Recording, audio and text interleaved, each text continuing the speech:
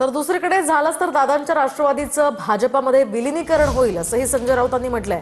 तर राऊतांच्या मनात अमित शहांची दहशत आहे असा पलटवार यावर भाजपचे आमदार संजय केनेकरांनी केलाय। संजय राऊतांना उठता बसता फक्त अमित शहाच दिसतात असंही केनेकर म्हणाले।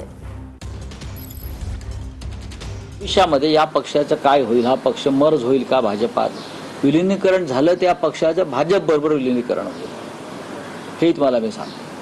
आणि एकनाथ शिंदेंचे सुद्धा जसे युनायटेड स्टेट ऑफ अमेरिका आहे तसं युनायटेड नेशन ऑफ भाजपा होणार। इतकी दहशत खऱ्या अर्थानं त्या संजय राऊतच्या डोक्यात आहे आणि त्याच्यामुळे त्याला उठता बसता अमित शहा दिसतात आणि तो जेवायला बसला किंवा त्याच्या पिण्याच्या पाण्यात सुद्धा त्यांना अमित शहाचा फोटो दिसतो आणि त्यामुळं किती भीती अमित शहाबद्दल घेतलेली आहे हे उद्धव ठाकरेच्या शिवसेनेहून कळते।